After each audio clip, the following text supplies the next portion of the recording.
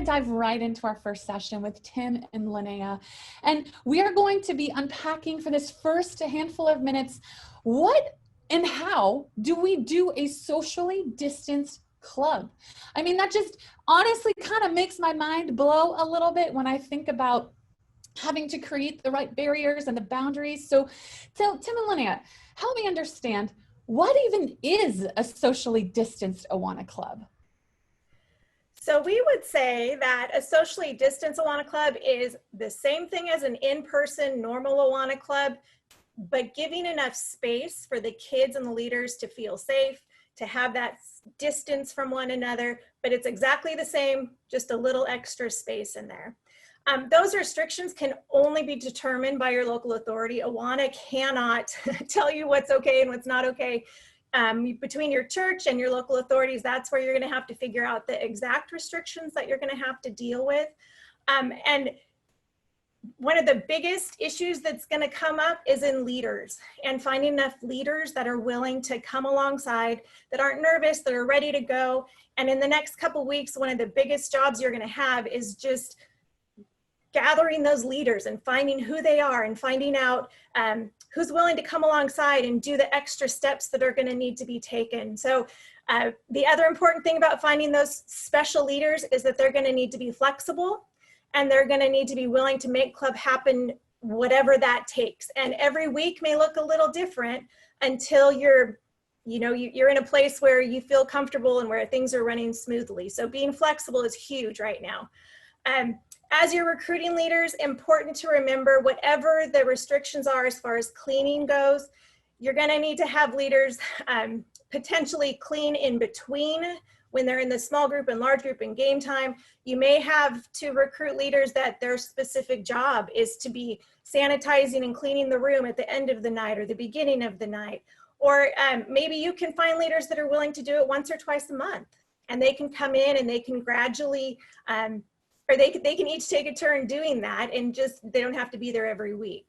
So recruiting people for that is going to be part of the job that you have right now.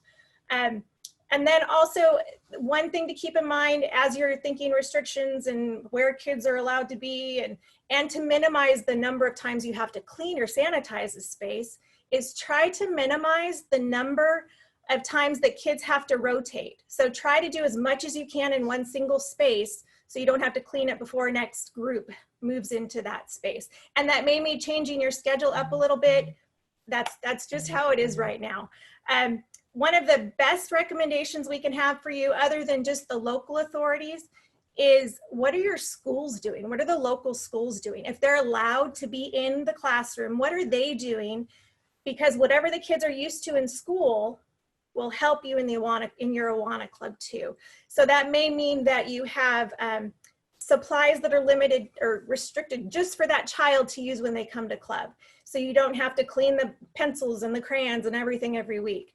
Maybe it means that you're going to wear a mask, or your leaders are going to wear the mask, or find out what your schools are doing, and that will help you determine some of that as well. And then you may also consider shortening your club, so that you have, instead maybe of a 1.5 hour club, you have a 1 hour club, or instead of 2 hours, you have a 1.5 hour club. Part of the reason for that would be just, you don't want to be there at 10 o'clock at night still sanitizing the church. So it just for your peace of mind, for your, just your time, it might have to be that you shorten your club a little bit. And if you're not rotating as much, you don't have those transition times, so some of that will be easier if you stay in one place.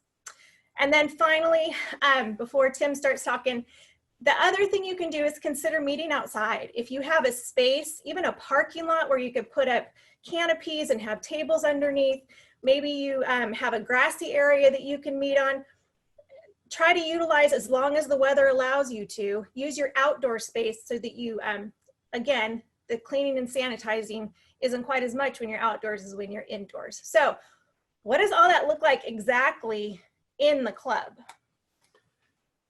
So I get to jump in club specific, all right, and I have to first start by saying I think it's kind of funny that they asked the California missionaries to talk about this in-person thing, considering California is basically shut down. I saw one chat of we can't even go to church right now. I get that, so but we do want to talk about it because there will come a time when we can, and yet there's going to be some opportunity in that with some of our folks that may be a little nervous. They may not be prepared. So we're going to talk about that here in a little bit. But if you have to socially distance so let's first start with large group. What does large group look like socially distancing? And I think there's a couple things that we can think about and plan for. Obviously, social distancing is 6 feet, right? We got the pool noodles that separate your kids. I've seen a lot of those kind of things suggested, giving them a fun way to social distance. You can do that in your large group time. So maybe it's using some of the little carpet squares that we use for the really, really little kids. Pull that into your T&T room. Have some fun with that. But whatever you have to do, spread out. I mean, that's just the bottom line. If you're able to social distance in your large group, it's spreading out with the space that you have. And then using some of those tools, some fun things to not make it weird, but have some fun with that. So perhaps while the weather is good, you can also use your outdoor spacing. So if you've got a large field or something like that, obviously it's a whole lot easier to spread out in those settings. To be able to utilize that space is a good option as well. So a couple other ideas, breaking up your large group time. We see a lot of clubs that'll put all their sparks together during the large group time, and you squeeze them into that tiny room and they're sitting there like this. You may have to change some things. You may need to break up those large group times and maybe instead of running all of your sparks together, maybe you do a kindergarten large group and then a first grade large group and a second grade large group, and do it that way. So before I go on, I do want to say one thing, and I think, and I say this now because I know a couple of you went, we could never do that. That would never work with us. And you're right. I'll be honest, as I read through our notes and I'm reading some of this stuff going, this would never work. And unfortunately, we have to make something work. And so I just want to challenge you as we go through the rest of this presentation to change that tune in your head, to not instantly say this will never work for us, but maybe think outside that box a little bit more, and possibly think of what else could happen. So the other thought we want to talk about in large group time is if your county has a limit. If your county has a limit to the large group size, please abide by that. Don't stretch those. We certainly don't want you saying, well, Tim said we should get everybody together. Abide by those county rules. We want to stay safe. And so that might even mean you have to go to an A-B rotation. I don't like that idea, but you know what? If it works and it's better than nothing else, that's a good thing. So small group. Are you talking small group? I am talking small group. It's all right. Talk small group. Some of the same ideas, just trying to utilize, if you have classrooms or a multi-purpose space or maybe the sanctuary, if you can utilize some of the spaces you don't normally use on an Awana night, and maybe that means meeting on a different night than you usually do because the choir, or I guess choirs aren't really meeting right now, but maybe the space is being used for something else normally.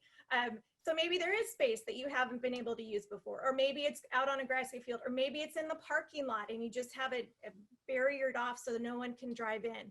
And just don't, I would say, do not give up on the small group time. Small group time is the intentional time that you get to build a relationship with those kids in your group and you get to disciple, and that's the why. That's what we're there for. So make it work. Just be in a space where you can spread out under the restrictions that you've got, and that's what I would say for small groups. Good. Games. Let's talk games real fast because I think our time is already done. So I'm gonna plow through this because I know, and I've even seen in the chat that a lot of people are asking about games. So how do you social distance games? All right. First of all, I want to give you two things. They're going to put it in the chat right now. I have two resources for you that we have utilized. Well, I've utilized one, and then one of my leaders from New Mexico actually suggested this just last night. I jumped in real fast. I was like, man, there's a lot of good ideas here. So the first one is downloadyouthministry.com. This is not an Awana thing, so well, deal with it. That's all right. We can utilize other resources from other places, and they have some fantastic tools that you can use both for online as well as in person, and they're fun. They're fun for the littles. They're fun all the way up through high school and even adults. I use some of it for some of our training stuff, and we have a good time with that. So the other one is asphaltgreen.org. Hunter put that in the chat. That's the one that Melissa just shared with me last night, and they've got some great resources. Here's the thing. We've got Awana game books. There's a ton of resources. Here's what you need to think about when you do social distancing games. You just change your mindset. The games don't have to change necessarily. Some of them might. Obviously, games like this where you're bumping up, yeah, you probably don't want to do those kind of games. But there's a lot of games that you can do social distancing wise if you just think of how to tweak it. All right. And we could share all kinds of different game ideas. But if you're a game person and you love games, just tweak your thoughts. And have lots of sanitizer. I think if you sanitize, here's my thought, because I'm thinking, how do you sanitize a pen after every heat? Don't sanitize after every heat, but sanitize all the equipment to start. Sanitize kids' hands when they get there, and now you're safe. And then sanitize it when they're done. So lots of things you can do. Just think outside the box. So, and I think our time is probably up. So, and maybe we've got some questions that we can